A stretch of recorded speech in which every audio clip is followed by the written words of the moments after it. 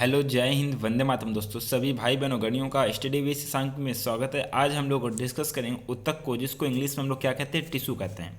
Dear student, previous lecture में हम लोगों ने डिस्कस किया था कोशिका के बारे में, कोशिका संबंधित कॉन्सेप्ट के बारे में। जो भाई बहनों गणियों ने अभी तक उसको देखा ना हो तो देख लें, क्योंकि एग्जाम के लिहाज से कोशिका काफ़ी ज़्यादा महत्वपूर्ण है और आपके एग्जाम में कोशिका संबंधित प्रश्न पूछे जाते हैं। चलिए आज हम लोग डिस्कस कर रहे हैं टिश्यू को। जी हाँ, टिश्यू के बारे में डिस्कस करने से पहले आपसे कहना चाहूँगा, जो भाई बहन गणी फर्स्ट टाइम क्लास से जुड़े हैं, अगर अभी तक चैनल को सब्सक्राइब ना किया, उस चैनल को सब्सक्राइब कर लें तथा बेल आइकन प्रेस कर दें। क्यों? जी हाँ, क्योंकि स्टडी विद सांग में बात होती कॉन्सेप्ट की, बात होती है आपके सिलेक्शन करवाने की। जी हाँ, कड़ी मेहनत के द्वारा और सटीक रणनीति के द्वारा कॉन्सेप्ट के माध्यम से आपको एक सरकारी सीट प्राप्त करनी है और स्टडी विद सांग के साथ में। चलिए डिस्कस करते हैं हम लोग आज अपने टॉपिक को। जी हाँ, बात करते हैं कि ऊतक होता क्या है। जी हाँ, ऊतक क्या होता है? समान जो कोशिकाएं होती हैं, इनके समूह को हम लोग क्या कहते हैं? ऊतक कहते हैं। जी हाँ, कोशिकाओं के समूह को ऊतक कहते हैं।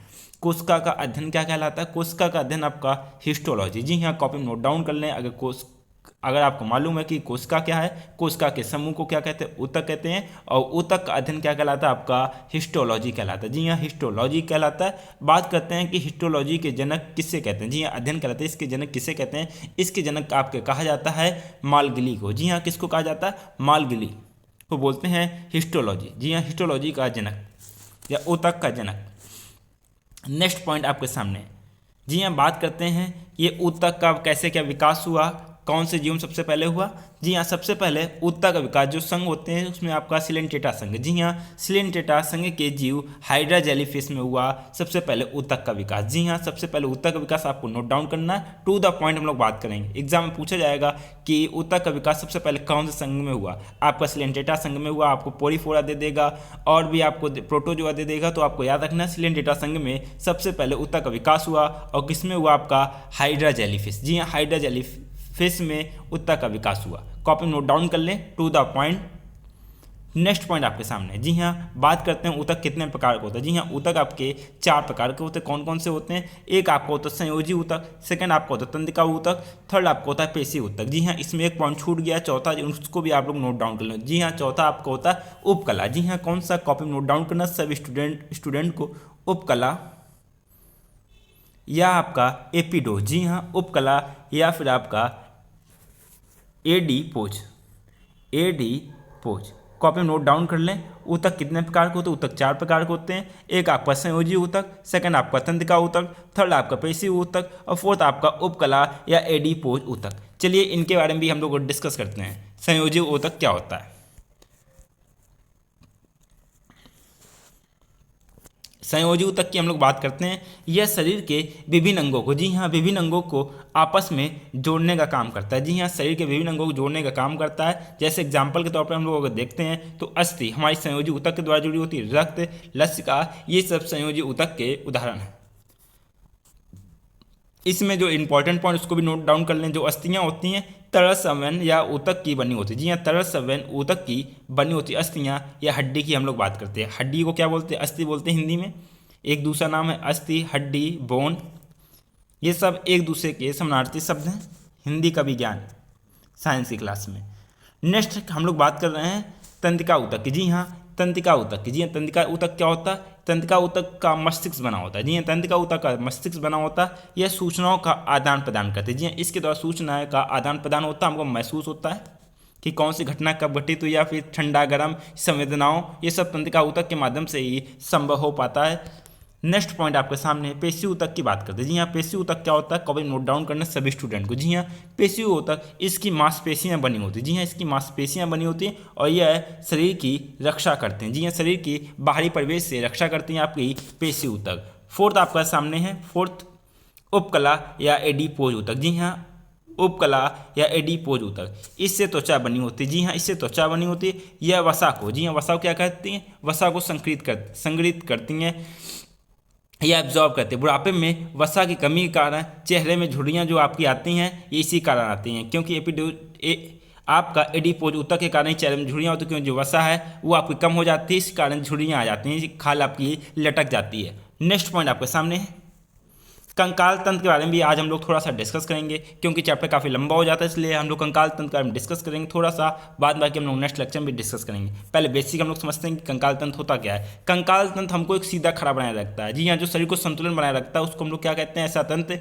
जो शरीर को संतुलन बनाए रखता है उसको हम लोग क्या कहते हैं? कंकाल तंत्र कहते हैं।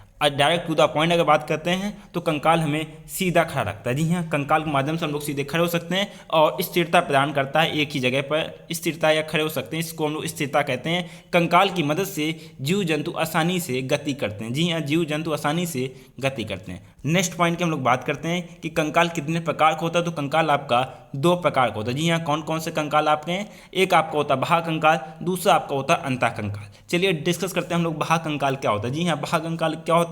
यह शरीर के बाहर पाया जाता है और अत्यधिक कठोर होता है। जी हाँ, कैसा होता है? कठोर होता है। यह शरीर को रक्षा प्रदान करता है। जी हाँ, यह शरीर को रक्षा प्रदान करता है। और ये बाह्य कंकाल किस में पाया जाता है? आपका केकड़ा में, तिलचट्टा, मकड़ी, घोंघा, मधुमक्खी, इस बिच्छू, सांप, कीट, इन सब में बाह्य कंकाल पाया जाता है। बात करते हैं हम लोग नेक्स्ट पॉइंट के सामने। नेक्स्ट पॉइंट आपका है आंतरिक कंकाल। जी हाँ, क्या है आपका? आंतरिक कंकाल।